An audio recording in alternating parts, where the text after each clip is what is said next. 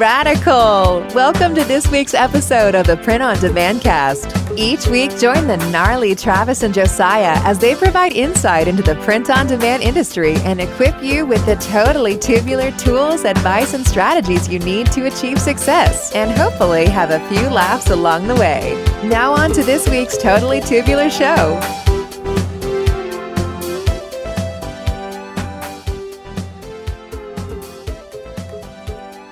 Hey everybody, welcome back to the Print on Demand cast. Travis is back from Mexico, looking sun-kissed and like he had enjoyed himself thoroughly in the land of my people, which might be news to some of you that have no idea that I'm Mexican at all. So, but how was Mexico? Before we get into it, how was the trip? Mexico was a lot of fun. Really, really nice resort. Had some friends that invited us down for one of our friends' birthdays. And so we went down there and there were 3 couples and it was just, adults only, no kids. Really, really nice resort, all inclusive. So we just ate way too much food and drank way too much alcohol. Yeah. And that's what happens when it's all inclusive. Yeah. It was great though. Oh yeah. It's the only way really to do it, in my opinion. We went to one for our honeymoon and I was like, you mean I don't have to worry about where I'll get food? Like we went out and outside the resort and had dinner a couple nights just to see what was out there. But yeah, I think they're the way to do it. So but glad you're back. I'm sure you're not as happy to be back as those here are happy to have you back, but nonetheless, you are here, and thank you to those of you who are listening for being patient with us. Last week, we actually had this interview scheduled, but the guest was sick. But he's not sick today. But thank you for enduring the re-airing, the rebroadcasting. Hopefully, you guys enjoyed Nick Eden's interview. I know we enjoyed it the first time we talked to him and the first time we listened to it. So lots of good stuff there. But today is actually a part 2 to the conversation that we had with Tate about production manager. We had some stuff that we actually left off on the first episode and said we were going to do a part 2. So this is what is going to happen for this week's main event. Ladies and gentlemen, the main event.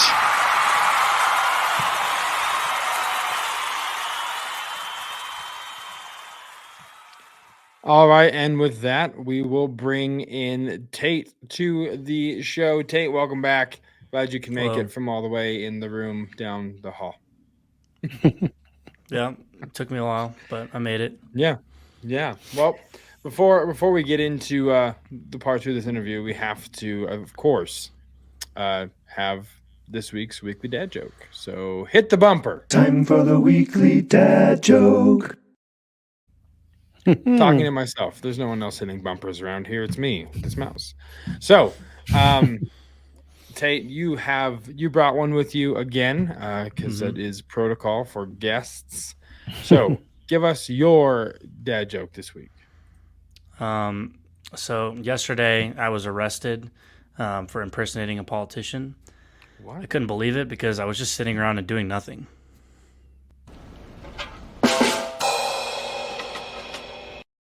And that's Tate's dad joke this week, which is funny because apropos. It's true. It's not true because he got arrested. It's just funny because they all should be arrested. Is why it's funny. so okay. Anyway, all right, and I think Travis has our dad joke this week, the Print on Demand cast dad joke. So Travis, take it away. Yeah. So you guys know who Uncle Mike is, Uncle Mike and Aunt Jackie. Uncle Mike's always on the show. If you don't know who he is, go back. In previous episodes, we've talked about him a lot. He's been on the show a few times. And we were talking the other day. He was really excited. He joined an amateur autopsy club, which I was like, what? An amateur autopsy club? That's a little freaky for me. But then I actually was able to see the calendar of their events. And I got really worried for Mike because next Tuesday is open mic night.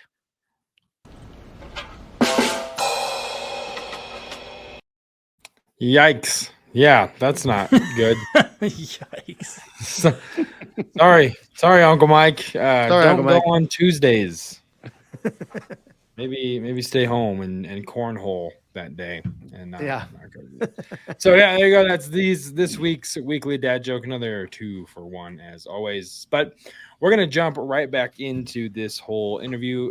For those of you that missed the first episode, go back and listen to it, episode 87. And you can kind of catch up to where we are now. But the whole premise of that particular interview was just kind of going over the job description of a production manager and kind of going point by point and asking Tate what those things mean in a real sense, not just on paper, but what those things mean and the implications thereof. So we're going to go ahead and pick up right where we left off. And where we left off was in the job description, ensuring the production team has and maintains clean and organized workspaces. So Tate, I know, we all work in the same spot. I know that, we're kind of cramped, bursting at the seams at times. It would appear to be, but how do you help, ensure that each team has an organized space, even when sometimes space is limited? A lot of it is based on like what stuff gets used the most. I've taken a lot of time in each department to kind of create a system to where the stuff that's the most accessible is the stuff that's used daily, and then the stuff that's kind of put higher up or crammed back in a corner is the stuff that you use every once in a while or not at all, because we don't even have clients that maybe sell that stuff currently or have active listings. But we recently introduced a cleaning schedule. We have like cleaning ladies that come and do stuff on like a weekly basis. But I wanted to kind of have some stuff that everyone could do here themselves to kind of keep the workplaces organized. Because I noticed like over time people would kind of lose different items. They'd be like, oh, hey, I need a Sharpie. And there's a box of Sharpies, but they don't know where it is, and then I have to go find it. So I created this cleaning schedule for every department that everyone follows. And it's not too complicated. A lot of it is just, making sure that when I give them products that they go in the right space, when I give them maintenance stuff that goes in the right space, and then when new stuff comes in, just making sure that it's dealt with.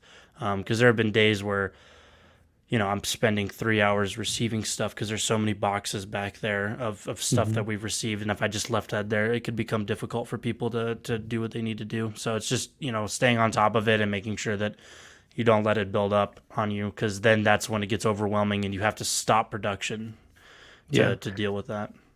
I would also say you tend to, like in those situations, occasionally, if you can't get to those things, you might actually have somebody else check that thing in because you're, that day somebody called out sick and you're in the embroidery room, for example, or something like that. And so you might ask somebody else to check that in. You might ask me or Josiah or somebody, can you help me do some of this stuff, just to mitigate, that those boxes stacking up. And then when you finally get a chance to get into them, it's not 3 hours, it's 6 hours or we can't even roll a cart through there anymore because there's so many freaking boxes. So that's super important. I mean, I think as I look around, I think that's probably one area that we need to do a better job as a company. Just, I mean, if you saw our workspace tour a couple episodes ago, we literally are bursting at the seams. We have no space, but I think some of that could be alleviated if we were just a little less pack ratty and threw some stuff away and maybe took some time. I know we have some plans to kind of get some of that done with, moving some of the vinyl stuff that we're not using as much and utilizing that space. Part of the issue is we've got shelves and baskets that need to go somewhere that are just sitting in the middle of open floor space, right? Because the walls that they're going to go on have other stuff on them that we're planning on moving. So it's a moving target, I think, a lot of times, really trying to find that balance of efficiency and cleanliness and getting orders out every single day. it's a moving target. Yeah. Would you agree with that, Tate? Yeah, I think so. I mean, the biggest thing is that there's always more stuff coming in. There's always more apparel being delivered. There's always more pallets of mugs. So you never really like get to a place where you're like, okay, I'm done with this. I never have to, have this product in here again. So when you're dealing with that, a lot of times you just kind of have to be like, okay, this spot is allocated for these constantly refurbishing items. There's like a specific spot on the floor where we store our apparel that I keep all the cases of t-shirts right now, and that's just where they are because I don't have anywhere else to put them. And eventually I'll be able to find shelving space, hopefully at some point when other items that are taking up that space dwindle down. But for now it's like, okay, this spot is just dedicated to that, and I don't have a better solution other than just doing that. So finding stuff like that, but then also, like you said, going through stuff and throwing out stuff that we don't need, condensing stuff, because a lot of times I feel like we end up with like 2 boxes of stuff that can fit in 1 box. So just going through and being like, oh, this can be condensed now down to 1 thing and opening up that space. And then, you just got to be a Tetris pro and just figure out how you can fit the most items on 1 shelf. So, yeah. Right.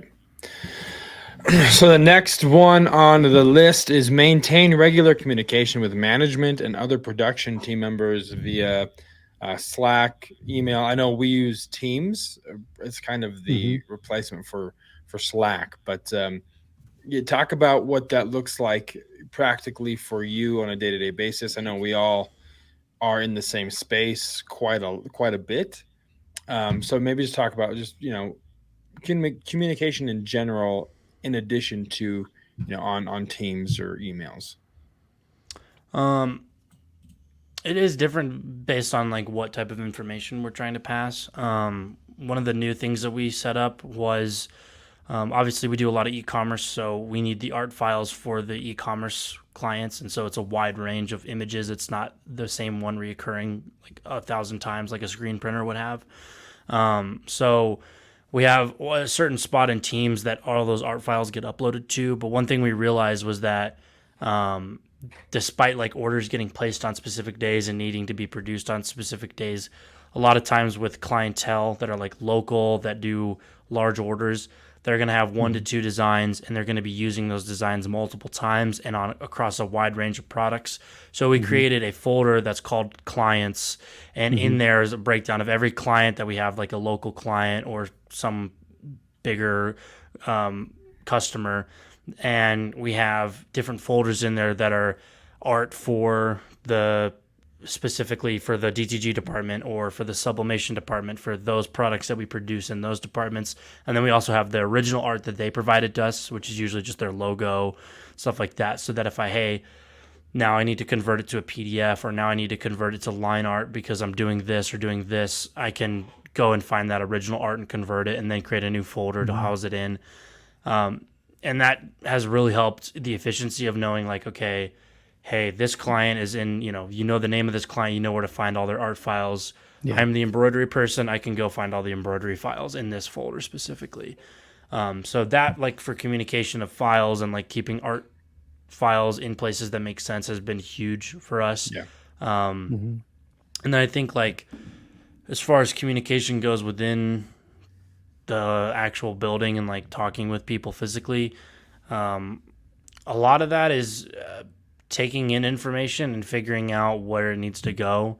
I tell people this every time we hire somebody. I'm like, I never want you to feel like you're bugging me, and I never want you to feel like you're asking me a question too many times, because the moment you feel like you don't need to ask this question because it'd be annoying to me is the moment you screw up a 200 shirt order and we're out thousands of dollars. Like, that to me is like my 5 seconds of time answering your question could save us all that money. Sure. But a lot of it, and we talked a little bit about this on the last episode, but a lot of it is like figuring out how to deal with things without involving as few people as possible. Because the more I can just make a decision, or I can just tell somebody to do something and deal with it that way, rather than roping in, Amy or Travis or Josiah, it makes it simpler for everyone, because then there's less moving parts, and it doesn't force them to pull away from what they're doing. And that kind of ties in with like what I was saying about like, different people's fires matter to them more than other people. So to me, it's like I gotta figure out, okay, this really matters or this doesn't matter to this person as much as something other. How do I deal with it? Who do I need to talk to? Who needs to know about it? And dealing with that and kind of like making those kind of decisions about what needs to go on in the warehouse. And then if something does need to go up a level, figuring out, okay, how do I want to explain this? What details matter, what details don't, what have we done to solve the solution or come to a solution already? Why can't that solution work? Why can't I find a new solution without talking to you, et cetera, et cetera? And usually that boils down to like, oh, hey, the problem requires a tech that costs money or a part that costs money. But ultimately, it's up to my discretion. And I have learned, how to chart those waters a lot over the last, year and a half that I've been doing this. And it becomes more complicated the more clientele you have, the more people you're managing. But I would say for me personally, my confidence level has gone up dramatically since the last Q4 a lot because I feel like I've learned the machines in the building a lot more over the last year. And since Q4 went so smoothly for us this year, I feel like I got a huge confidence boost and went like, okay, I do know what I'm doing. The systems I put in place, the decisions I'm making are good decisions. So I feel like I have that confidence now to just know, okay, I'm going to do what I think is best and then go from there. Yeah. Yeah, I think one of the things that you touched on a little bit is like knowing when to bring a problem up a level, and I used to work for a guy who basically told me, you can ask me anything, but when you ask me a question, you need to have a couple of options for me, like answers, basically. So when you come to me, don't just say, hey,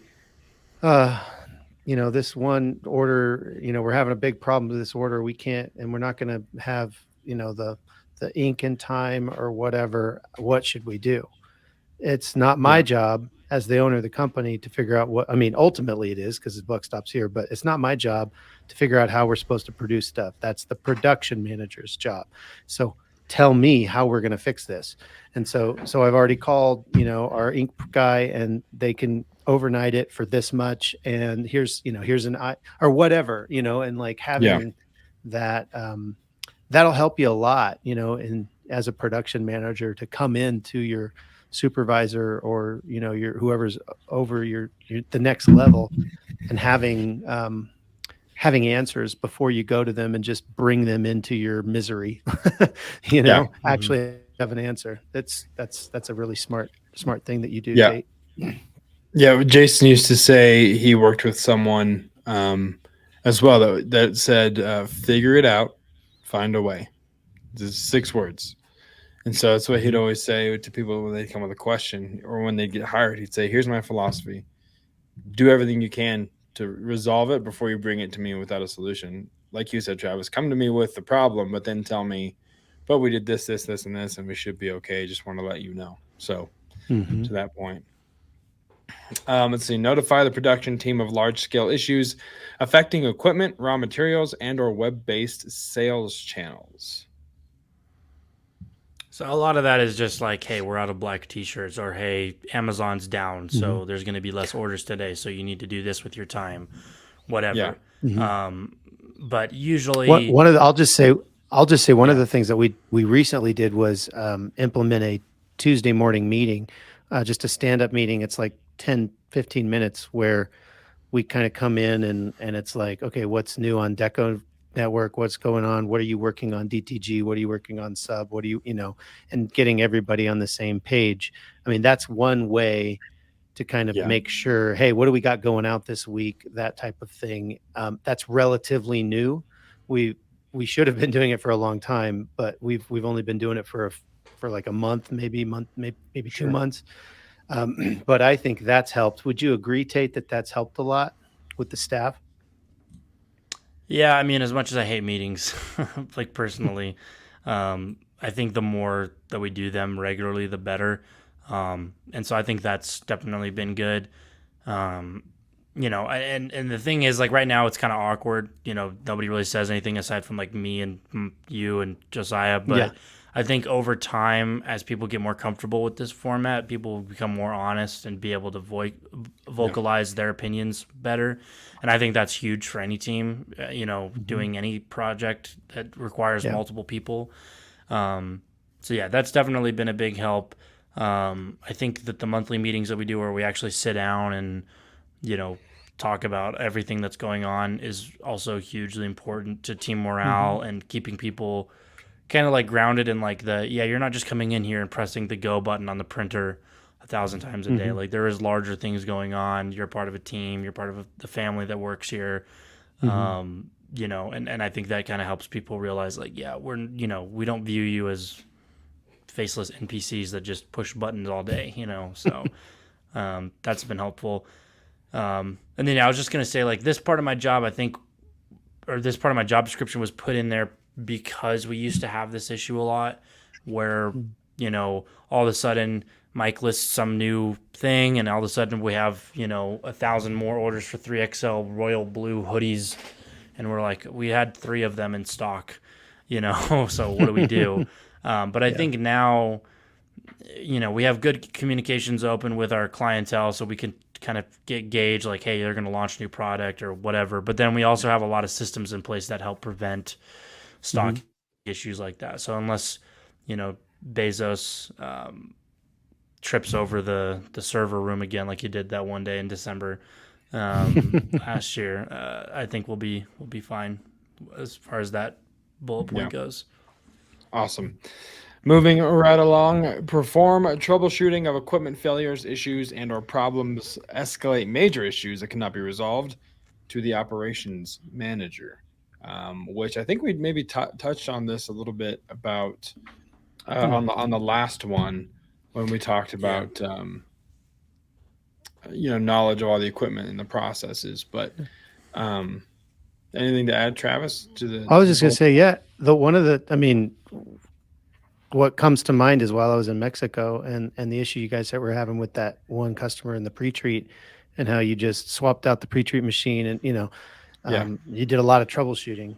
You want to tell that story, Tate? Yeah, we have the oldest pre-treaters known to man. They were made when the dinosaurs were roaming the earth. They're the last things to cross the Red Sea when Moses led the Israelites. I mean, it was, and they came over kicking and screaming. They were like, "Let us die," and then they were pulled by chains. Anyways, these things have a design flaw that causes pre-treat boxes to be pretty prevalent. So any DTG person out there knows you can get a box if you do too much pre-treat. These ones take that to a whole new level. So we had a client that we did a bunch of stuff for.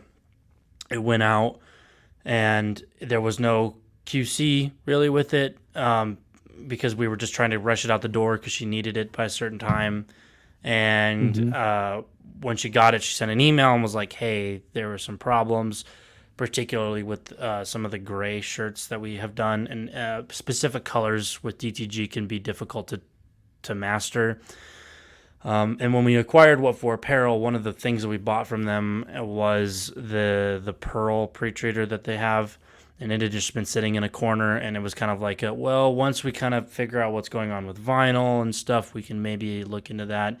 And I was like, you know what? When I saw this email and saw these bad T-shirts, I was like, okay, I want to test out the pearl because I haven't tested it. I want to know what's going on with it. So I literally went and grabbed it, moved one of the other pre-treaters out of the way, set it up, pre-treated a shirt, figured out what settings we know we would need to use for our particular setup, ran it through the dryer, did a clam test or a clam heat press test, did a bunch of different prints on it, figured out what looked good, what didn't. And we've been kind of slowly adding more like, okay, let's test out this color, let's test out this color over the last couple of days to figure out what settings for each color. And I think we've gotten to a point now where there's literally no box at all, which is on certain colors, obviously. Yeah.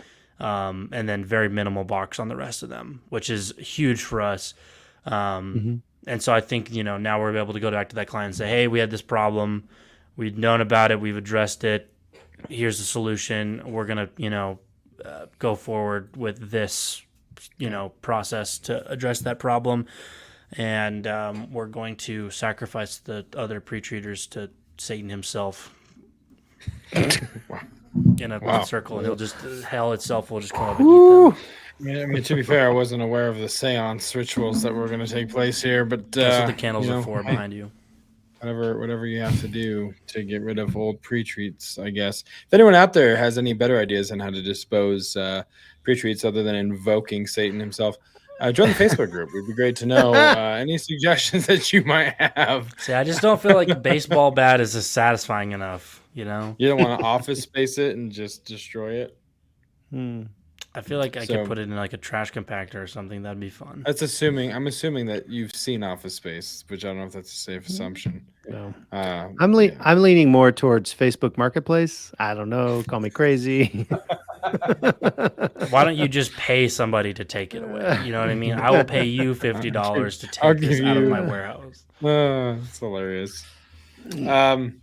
All right, next one on the list: research, recommend, and evaluate new procedural processes for the production department, including software and or technology advancements. Which, again, I feel like we've touched on a little bit. But if you want to dive any deeper on any particular, if there's a story that you have that pertains to that particular bullet point in the job description, go on ahead. Yeah, we just recently upgraded all of our computers from Windows 7 machines that were built all around the same time the pre-treaters were built to modern day Windows 10 machines. So luckily we had Mike here to help us with a lot of the technical side of stuff, but a lot of it was recording the settings of like what the software on the old machines was using so that we could transfer it over smoothly, and making sure that all the keys and access codes and all that were set up. And that went over relatively, without a hitch. I don't think we had any major downtime due to the new machines. And these new ones have increased production speed a lot, I think, and made things a lot smoother for people, because of teams working better on Windows 10. And then the only really like major software things we've done is we upgraded our sublimation image ganging software to the modern version, but it literally functions the exact same, so I don't know if that counts. What about procedural processes? What do you mean? Like for procedural processes? Yeah. Well, no, just it says research, recommend, and general. evaluate new procedural processes for the production department, including software or technology advancements. But I don't think it's limited to that. Sure. Yeah, I mean, I think the biggest one is definitely DTG, because we went from, pressing everything with the clam press, using a 2100 in the corner, and then clamming the ink dry. And we realized we're ripping ink off when we do that. So then we jerry-rigged one to be a hover press, and then we realized it needs to be hotter. And then we realized that this is a huge bottleneck. And then we purchased a 3070, which increased our production speed. And then we realized this is really a bottleneck with hover press. So we jerry-rigged another one to kind of work that way. And then we bought the tunnel dryer. So a lot of that has been like figuring out like, okay, now that I have this new piece of equipment, how can I, what can I reasonably expect from my production person? But then what is the process going to be now? Our initial process, I think the one that Mike kind of introduced to us when we were doing his stuff when we first acquired the business was pre-treat everything, print everything, and then bag everything. And that worked for the current system, but now a lot of it is pull everything, pre-treat and print at the same time, and then once everything's pre-treated, bag and print at the same time to get kind of two things done at once. And you can do that because the 3070 is so efficient, and because our processes have been so smooth. And the tunnel dryer helps with that a lot. Oh too. yeah, 100%. Because you don't have to babysit a hover press anymore. So I think that was like a huge freeing of time and space. So definitely that. I think the technology inside is also to do with like the new printers and stuff. But I think DTG is the only one that's really evolved in a major way. I think all the other departments have kind of stayed status quo since we have introduced them. They haven't, gone through any significant changes. Yeah, maybe our use of jigs in Laser and UV. laser and UV, and that was kind of just us learning those processes, because anybody who does laser and does UV in any type of bulk setting use jigs. We just had to kind of figure that out for ourselves, figure out what the best way to do those things were. And so now that's kind of like, if we're going to do a new product, we're going to make a jig for it, because we want to make it as efficient as possible. Right. Yeah, and I think that's just my job description, or that part of my job description is really just clarifying that I will be the person to learn the new machine or the new technology, and then inform the production staff on how to use it and how to best use it. And I, tell me if I'm wrong, but I think I've done that pretty much every time we've upgraded something.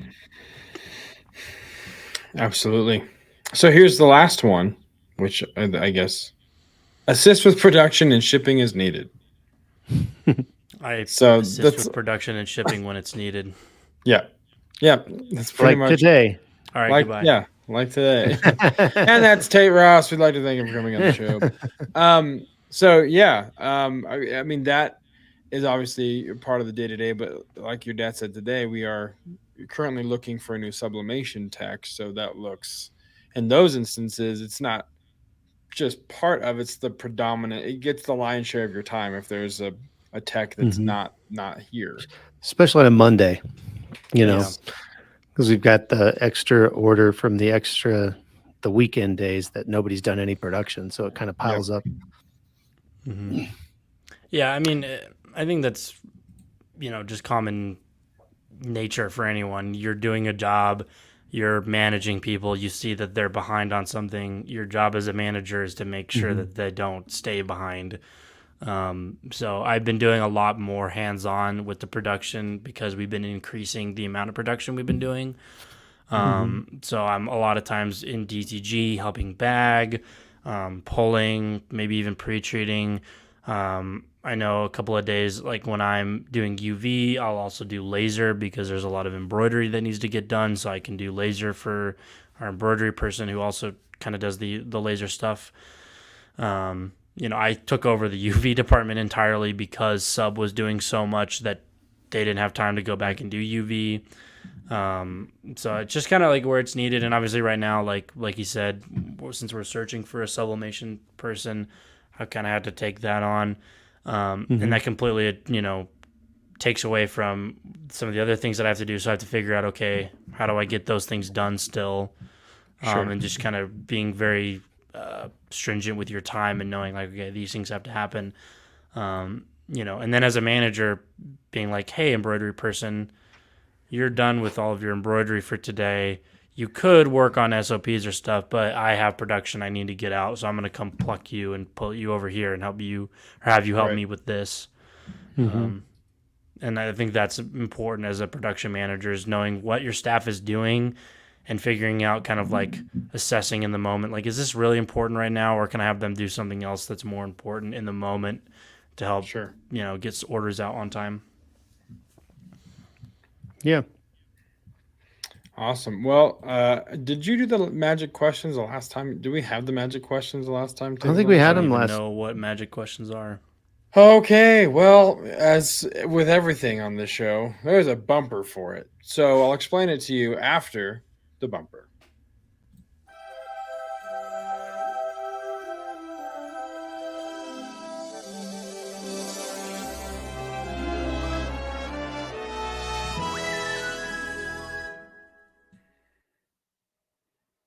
Yeah. So probably one of the better bumpers we have on the show. But magic questions are a set of questions that we ask every guest.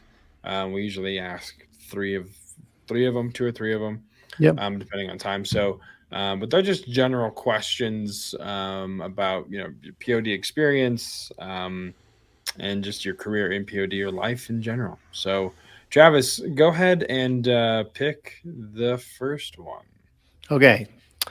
Tell us about a time when something happened in the business that felt like a win, like a huge win for you. Could be for the business, could have been just personally, but something that felt like a big win. I think the best win I had was we had just kind of finished up going through a lot of the replacement orders in January of 2021 that had come through because some issue had happened during Q4. But then we realized that for whatever reason, one of the VAs from Mike's business had left on the UV listings for way longer than they should have. So there were a bunch of orders for stuff that we didn't know how to do. And Jackie and Mike were going to be out for a while. So I basically just had to figure out how to use the UV printer along with the person who was operating it at the time. She had gotten some training and kind of was able to do some of the products, but they had sold a pint glass and no one knew how to do a pint glass and had any idea. And when I talked with Jackie and Mike, they were like, yeah, we don't really know. So if you need to cancel it, tell us and we'll cancel it. And I was like, I want to try it because we have all these pint glasses and might as well. I'm assuming there's a way to do it. So I spent maybe 2 hours in there trying to figure out, how their rotary attachment worked so that you could flatten a tapered pint glass, and then figuring out how the rotary software worked, or the rotary part of the software worked, figuring out how to align it properly, and then printing it. And when I finally got it done, it wasn't the spectacular, beautiful print. It was just a couple lines of text, but they were on opposite sides of each other like I wanted them to be. They looked good. They, felt solid, like they weren't going to brush off like some of the other prints that we had done previously while learning. And I felt very accomplished in that moment, that I had learned something that I knew nothing about in a decent amount of time. And I remember that because that moment was a huge confidence boost that, like, okay, even though this machine that I didn't even know was a print method until a few months ago, and I, knew nothing about the process of how it worked or how the machine operated or how the software was used, I was able to sit down and figure it out. And I'm like, okay, if I can do that with this, any of the other machines I can do that with.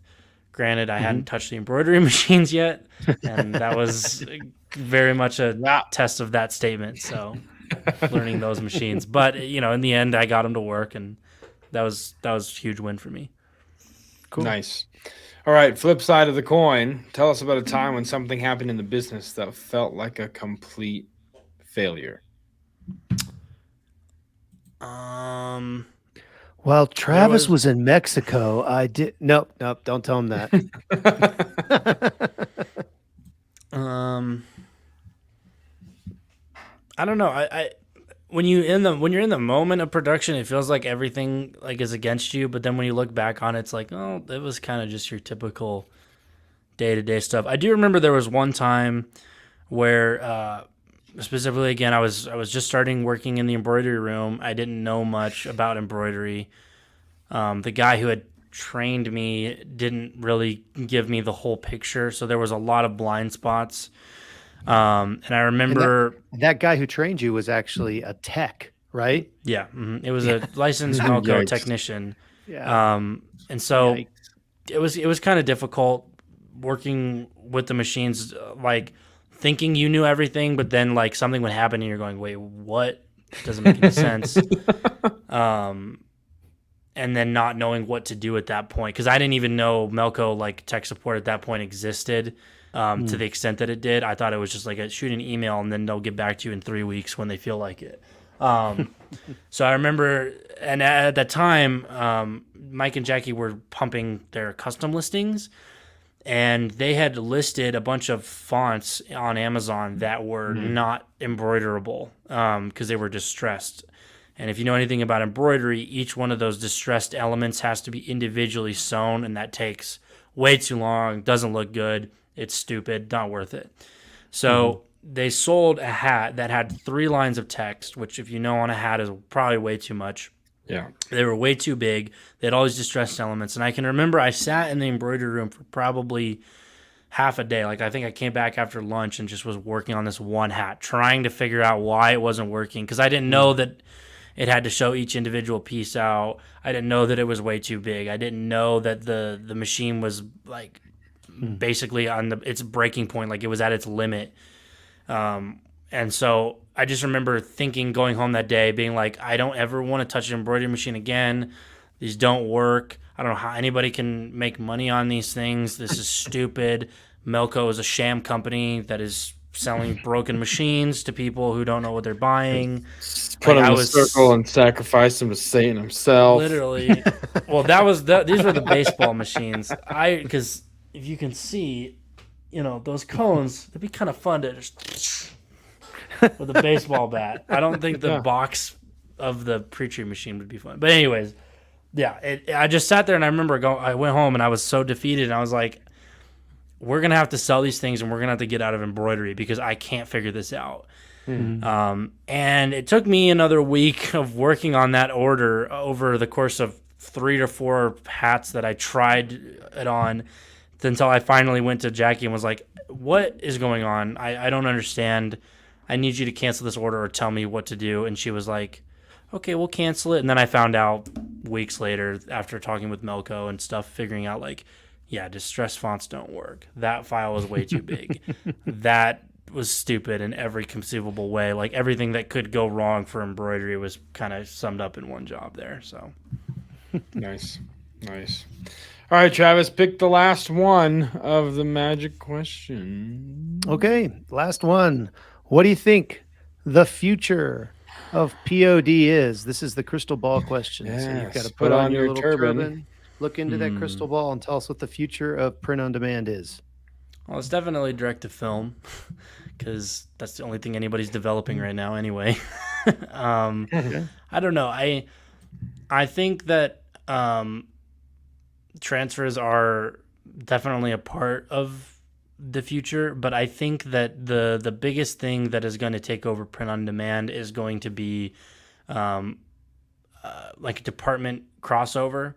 I think a lot of items are being able to be produced so rapidly that you can justifiably charge a little bit more on one and take one process and combo it with another to make a really cool item that has lots of elements built into it. And I know people already do that, but I think that could be the kind of next evolution of print on demand, to where instead of doing batches of like, okay, this part of the t-shirt is screen printed and this part is embroidered, you can do that on demand because the embroidery machines are getting so fast and the DTG machines are getting so fast and everything's a transfer.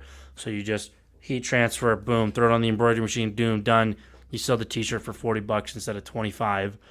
And I think that the people that can jump on that, like our business can, because we have multiple print methods, I think are really going to do well.